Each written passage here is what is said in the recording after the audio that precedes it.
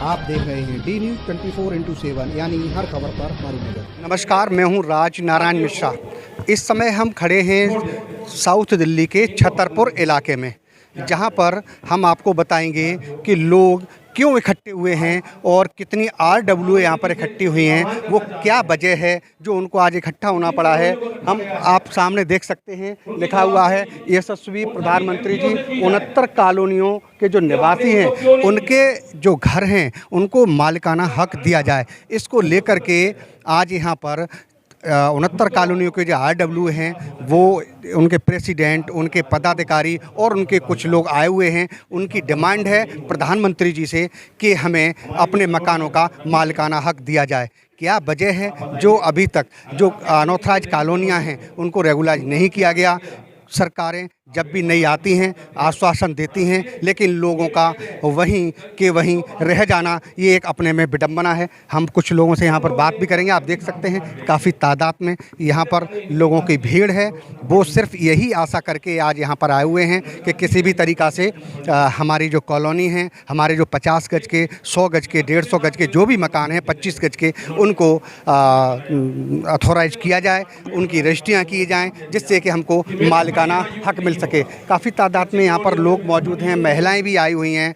वो केवल सिर्फ उनका मकसद सिर्फ यही है कि किसी भी तरीक़ा से हमारे 25-50 गज के जो मकान हैं उनका मालिकाना हक हमें दे दिया जाए, जिससे कि हम आराम से सुकून की ज़िंदगी जी सकें। यहाँ पर कुछ लोग मौजूद हैं जिनसे हम बात करने की कोशिश भी करेंगे। यहाँ पर कुछ लोग आए हुए हैं, आप देख सकते हैं, उनसे भी हम बात करने की कोशिश करते हैं। जी, आपका नाम क्या है और आप कहाँ से आएँ और क्या वजह है आज यहाँ पर इकट्ठा होना पड़ा है?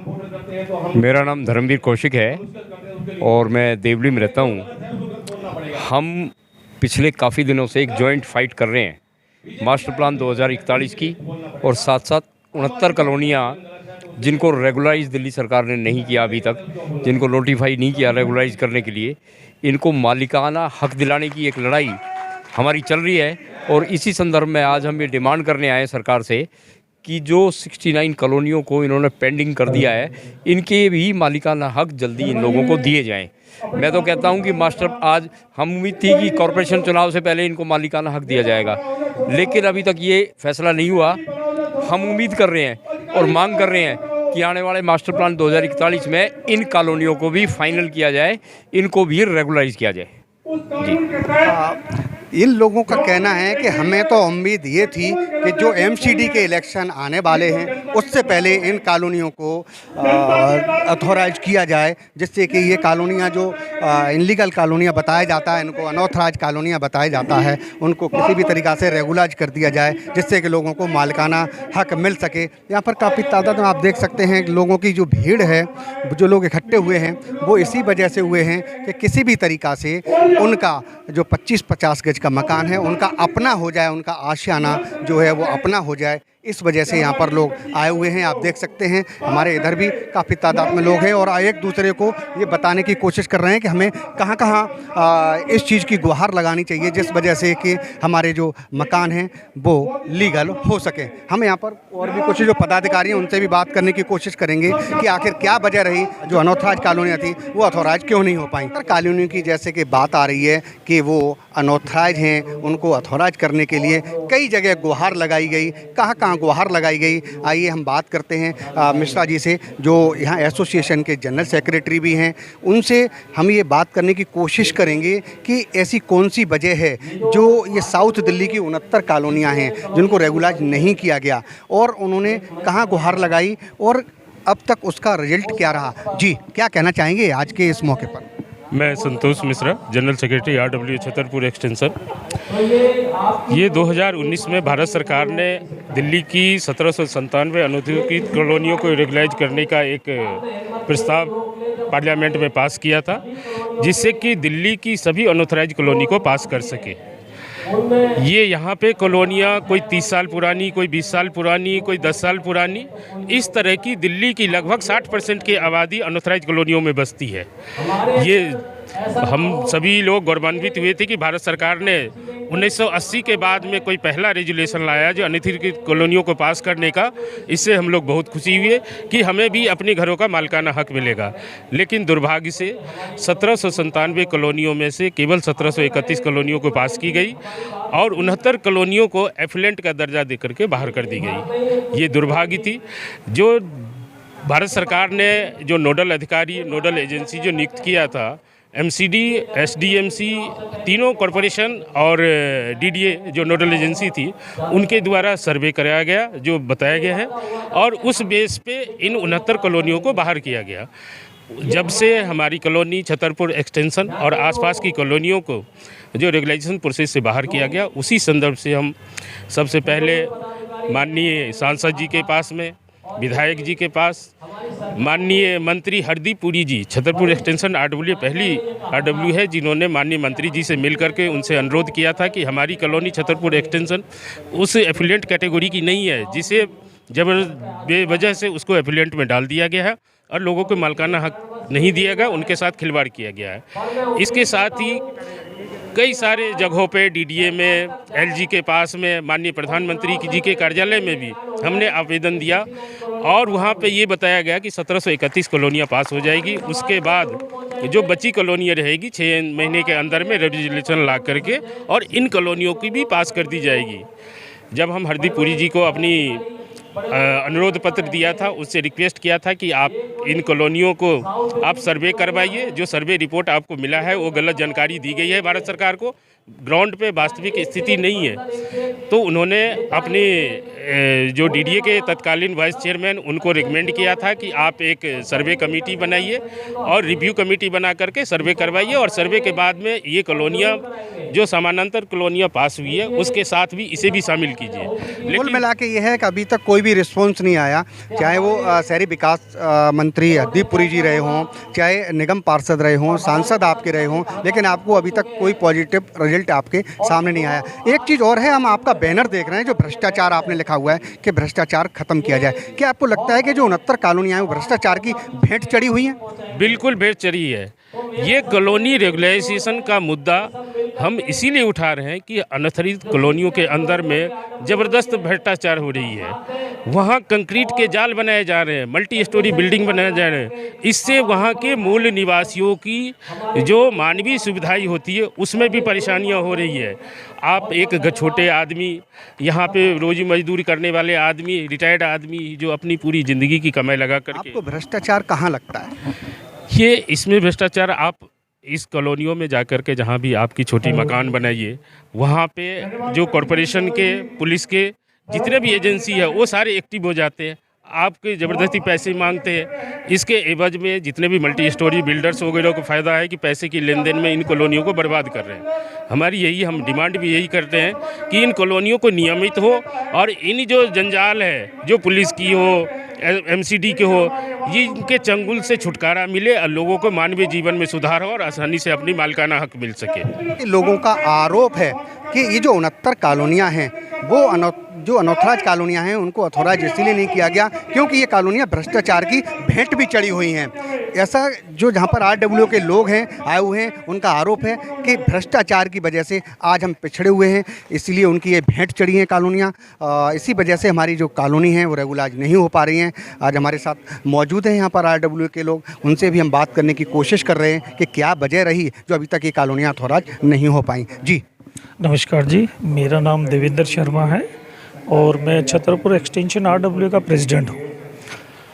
आपने जैसे अभी कहा कि भाई भ्रष्टाचार की भेंट चढ़ी, शक की सुई तो सबको होती है सर, क्योंकि 1797 कॉलोनी में से अगर 1731 पास की जा रही हैं जबकि सबका सेम स्टेटस है, हमारा भी वही है, तो कहीं ना कहीं एक शक की सुई तो जाती है कि यहाँ 69 कॉलोनियाँ जो हैं ये क्यों छोड़ी गई। कुछ तो कारण है और कारण जहाँ तक समझ आता है आपकी बातों से भी कि क्योंकि साउथ दिल्ली में जो कहीं भी कंस्ट्रक्शन होती है या कहीं भी कोई डेवलपमेंट का काम होता है तो जो सुनने में और जानकारी में आता है कि काफ़ी कुछ भ्रष्टाचार MCD के द्वारा या किसी के भी द्वारा किया जा रहा है। शायद ये शक की सुई है कि इसी कारण हमारी कॉलोनियों को छोड़ा गया है। आपने कई जगह गुहार लगाई कई जगह पत्र लिखे, कई जगह पत्रों का आदान प्रदान हुआ। गृह मंत्री से लेकर के शहरी विकास मंत्री हरदीप पुरी जी तक आप गए, कई जगह आप गए, निगम पार्षद के पास गए, अपने सांसद के पास गए।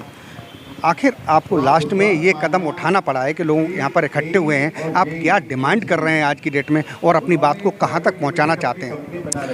हम अपने पार्षद, अपने माननीय सांसद, माननीय हरदीप पुरी जी, डीडीए डायरेक्टर और माननीय मोदी जी से भी ट्विटर के द्वारा, बाकी इन सब के तो हमने दरवाजे खटखटाए हैं, सबके पास गए हैं, चिट्ठियां लिखी हैं, सबसे निवेदन भी किया है, लेकिन कहीं से भी कोई जब जवाब नहीं आया और हमें यही आश्वासन मिला कि भाई आपकी कॉलोनियों को भी पास करेंगे, क्योंकि अभी जो 1731 की हैं पहले उनकी कुछ रजिस्ट्रियां हो जाए, जो हमें आश्वासन दिया, तो उसके बाद आपको भी इस लाइन में लाएंगे। लेकिन जब हमें कहीं से कोई जवाब नहीं मिला तो मजबूरन होकर, क्योंकि देखो आज चुनाव का दौर है, हमारी वोट लीगल है, लेकिन जहां हम रहते हैं वो हम अनऑथराइज हैं, हमारे सर पे तलवार लटकी हुई है। ये मजबूरन हमने ये निश्चय किया फिर 69 कॉलोनियों के लोगों ने और हमने सबने मिलके कि भाई हम अपनी आवाज़ इस समय उठाएं। हो सकता है ये आवाज़ इस दौरान हमारी माननीय मोदी जी तक पहुंच जाए और इस पर कोई कदम उठ जाए, ये हम उम्मीद भी कर रहे हैं। जैसा कि जब इलेक्शन आते हैं मोस्टली ज़्यादातर देखा गया है, जो जनता का आरोप ये रहता है कि जब इलेक्शन आता है तभी जो नेता हैं जो इलेक्शन लड़ते हैं उस समय वो काफ़ी बड़े बड़े वायदे करते हैं और उनके इरादे कुछ उस समय और कुछ होते हैं। लेकिन क्या आपने उसी के एवज में ये सोचा कि अभी इलेक्शन का समय है तो हो सकता है कि शायद वो हमारी बात को प्रायोरिटी दें? बिल्कुल बिल्कुल श्रीमान, यही तो है कि आज के बाद पूरा दौर चलेगा। हर जो कैंडिडेट आएगा किसी भी पार्टी का वो वादा करेगा कि जी इस बार मुझे जिता दो और मैं अगली बार आपकी कॉलोनी पास करा दूंगा। ये तुम पिछले 20 साल से सुनते आ रहे हैं, 30 साल से, लेकिन होता कुछ नहीं है। बार बार जब हमें 2007 में प्रोविजनल सर्टिफिकेट सरकार के द्वारा दिया गया, सरकार देश में कोई भी हो, चाहे कांग्रेस हो, बीजेपी हो, सरकार होती है। अगर एक सरकार ने हमें प्रोविजनल सर्टिफिकेट दिया तो फिर उस पर इम्प्लीमेंट क्यों नहीं हुआ, क्यों नहीं हमें आज तक पास किया गया? तो श्रीमान ये हमने भी यही सोचा है कि ये वक्त हमारी आवाज़ उठाने का सही समय है। कोई भी कैंडिडेट आता है तो उससे हम सवाल जवाब भी पूछ सकते हैं, भाई हमारे बारे में अभी तक आपने कुछ नहीं सोचा तो अब फिर आप वोट मांग लें। मान लीजिए ये एमसीडी का इलेक्शन है जी, ठीक है, पार्षदों के इतना अधिकार नहीं है, लेकिन फिर भी पार्षद एक छोटी कड़ी है जो कि छोटा इलेक्शन है, लेकिन छोटे इलेक्शन से ही, ये छोटे इलेक्शन में जो लोग जीत के जाते हैं वही बड़े जो इलेक्शन होते हैं उसमें सपोर्ट करवाते हैं जनता से और जनता के वोट यही हासिल कराते हैं बड़े नेताओं को। तो क्या आपको लगता है कि अब की बार जो आप लोगों के अगर मान लीजिए बात नहीं सुनी जाती इलेक्शन से पहले, तो क्या आप वोट की कोई चोट करेंगे इस पर और कैसे करेंगे? श्रीमान जैसे छोटा इलेक्शन है ऐसे ही हमारी भी ये छोटी शुरुआत है।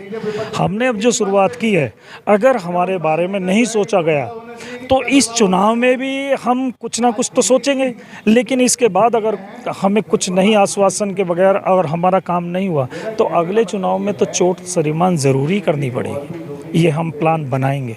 अभी तो हमने भी शुरुआत की है, जैसे छोटा चुनाव है ऐसी हमारी सभा भी अभी शुरू हुई है, क्योंकि हमें भी मजबूरन हो गया अब ये कदम उठाना पड़ा है।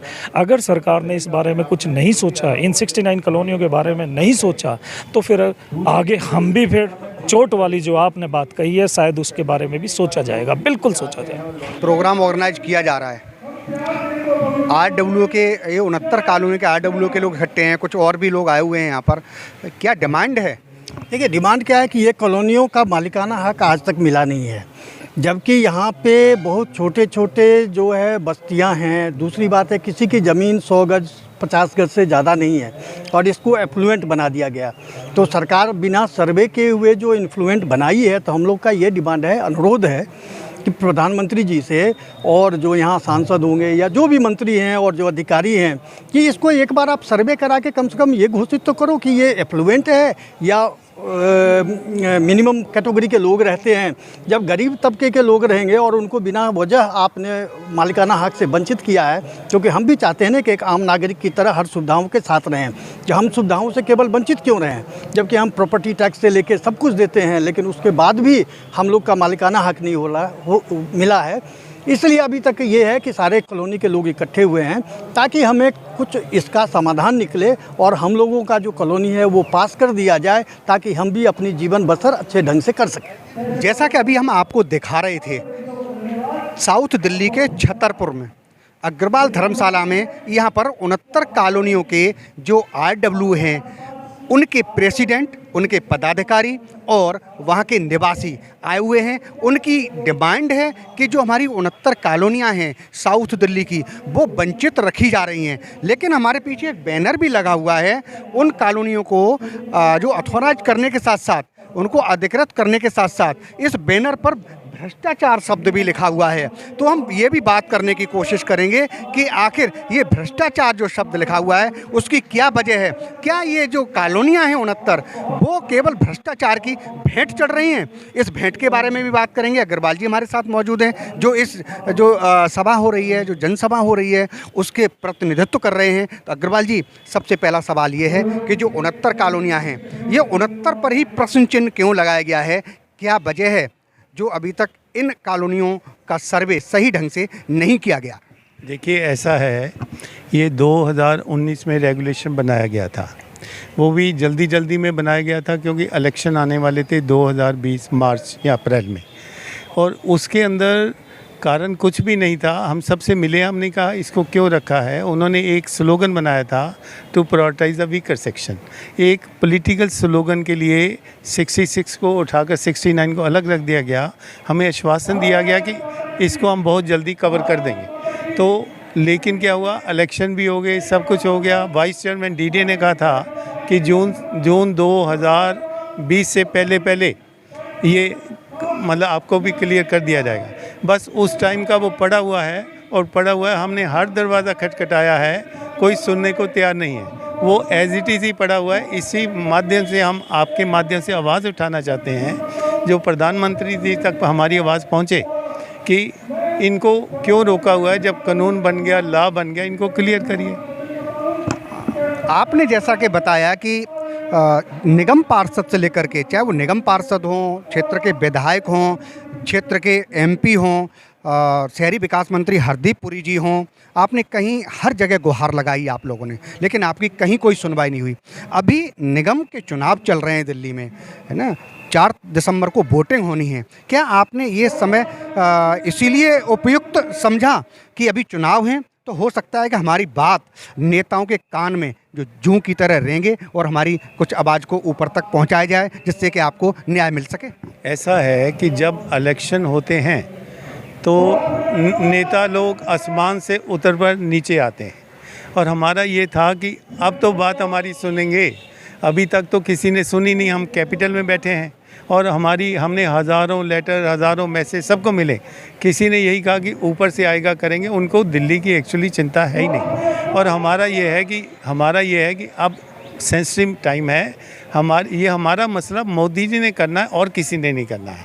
और मोदी जी के पास ये मैसेज जब पहुंचेगा, 5 मिनट का काम है। एक एफलेंट कैटेगरी ख़त्म करनी, बाकी लॉ बना हुआ है। वो सब ये कहते हैं कि ऊपर से आवाज़ आएगा, करेंगे। और यही मौका है, हमने आवाज़ आपके माध्यम से उठाने की कोशिश की जो मोदी जी तक पहुंचे। आपने ये जो बैनर है इसमें भ्रष्टाचार शब्द लिखा हुआ है, आपको लग रहा है कि कहाँ पर कौन लोग हैं जो इसमें भ्रष्टाचार में लिप्त हैं, जो आपकी आवाज़ को दबाने की कोशिश करते हैं, ऊपर तक नहीं पहुंचने दे रहे हैं? देखिए, इसके अंदर हमारा पहली बात बहुत क्लियर है कि आप रेगुलेशन को 3 साल से रोके हुए हो। रोकने से क्या हो रहा है कि गली गली में अनऑथोराइज कंस्ट्रक्शन हो रही है। अनऑथोराइज कंस्ट्रक्शन का बेहिसाबा पैसा इकट्ठा किया जा रहा है। जो बीच के एक्चुअली क्या है कि अनऑथोराइज बहुत सारे नेता जो हैं, सारे बिल्डर माफिया हैं। और ये कोशिश, और DDA के साथ सब मिले हुए हैं, DDA, पुलिस और ये तीनों मिले हुए हैं। ये मिलकर ऊपर हमारी आवाज़ को मोदी जी तक जाने देते ही नहीं, बीच में रोक ली जाती है। और हमें कहते हैं हो जाएगा, हो जाएगा, हो जाएगा। और समझो उसके कारण चारों तरफ भ्रष्टाचार इसलिए फैला हुआ कि इलीगल कंस्ट्रक्शन हो रही है, पैसा इकट्ठा किया जा रहा है। तो इसीलिए हम आज आवाज़ उठा रहे हैं कि हमने बोर्ड भी मोदी जी का लगाया कि मोदी जी अपनी फ़ोटो देखकर शायद हमारा ख्याल कर लें। यही हमारा है। जैसा कि आपको लग रहा है कि देखो उम्मीद पर दुनिया कायम है, तो आपको लग रहा है कि शायद मोदी जी हमारी गुहार को सुन लें। अगर मान लीजिए ये छोटा इलेक्शन है और छोटे से ही बड़ा बनता है, जब तक जो छोटे इलेक्शन में लोग ही जो जीत के जाते हैं वही बड़े इलेक्शन में वोटों का संचयन करने का काम करते हैं, वोट डलवाने का काम करते हैं। तो अगर मान लीजिए फिर भी अभी इस इलेक्शन में भी आपके पास कोई नहीं आता है, ठोस आश्वासन नहीं देता है, तो फिर आगे क्या करेंगे आप? देखिए, बात यहाँ आश्वासन देने की या ना देने की नहीं है। बात यह है कि यदि इंडिया में डेमोक्रेसी है, लॉ है, तो इनको करना ही पड़ेगा। जब लॉ बन गया तो आप लॉ को कैसे रोके हुए हो? कोई तो कोई जिम्मेवार होगा। काफ़ी जो लोग हैं, हम डायरेक्ट तो नहीं गए, लेकिन काफ़ी लोग कोर्ट के थ्रू गए हैं और वहाँ उनका यही चल रहा है कि हमें क्यों छोड़ा गया। और उसमें क्या है कि जो कोर्ट्स भी डेट पर डेट डाले जा रही हैं, वो गवर्नमेंट के अगेंस्ट कोई डिसीज़न नहीं ले पा रही हैं। तो इसके अंदर क्या है कि हम इसको तो ज़बरदस्ती करवाएंगे। ये मोदी जी तक जाना कैसे जाना पड़े, जब एक लॉ बन गया, हम सैकड़ों सालों से वेट कर रहे हैं, आज लॉ बना है, फिर भी आपने उठाकर हमारी कॉलोनियाँ अलग रख ली हैं। ये बहुत बड़ी एक शर्म की बात है। बातें तो हम बड़ी बड़ी करते हैं और लोगों को एक मालिकाना हक, आपने कुछ अपने से 1 रुपया नहीं देना है। आप करेंगे तो आपको लाखों करोड़ रुपया नीचे से आपको चार्जेस आने वाले हैं, रेवेन्यू आने वाला है। तो आप कर क्यों नहीं रहे? मतलब हमें तो कोई समझ नहीं आ रही कि यदि इसी तरह करेंगे तो इस देश का क्या होगा। क्या आपको लगता है कि अगर आपको सड़कों पर भी उतरना पड़े इसके लिए, तो क्या आप उतरने के लिए तैयार हैं कॉलोनी में? देखिए, बात ऐसे है कि हमारी एक कानूनी लड़ाई है, कानून में क्लियर है। सड़कों पर उतर कर कोई बेनिफिट वाली बात है नहीं। हम तो 1 to 1 ये जो माध्यम से आपको, यदि मोदी जी जो कहते हैं उसमें 2% भी अंश सच है तो हमारी बात ज़रूर सुनेंगे। एक न्याय की बात है, एक छोटी सी बात है, इसको क्यों रखा गया? हम सड़कों पर धरने उसमें विश्वास नहीं रखते हैं।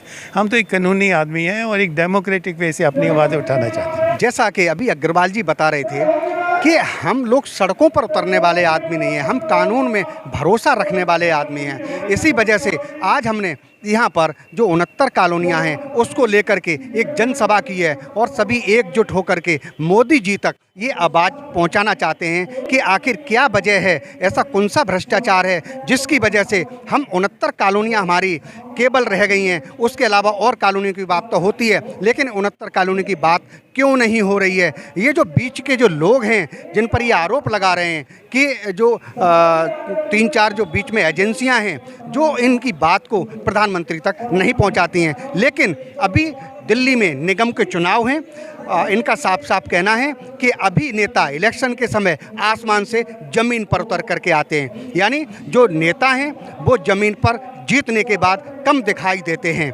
जैसे हरियल पक्षी की तरीक़ा से।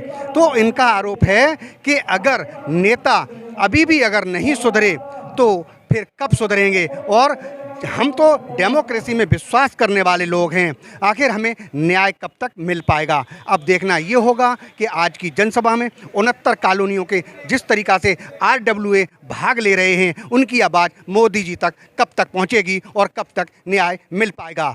डी न्यूज़ के लिए साइना के साथ राजनारायण मिश्रा, छतरपुर, दिल्ली। अगर आपने हमारे चैनल को सब्सक्राइब नहीं किया है तो सब्सक्राइब करें और बेल आइकॉन दबाएं और हाँ, लाइक और शेयर जरूर करें।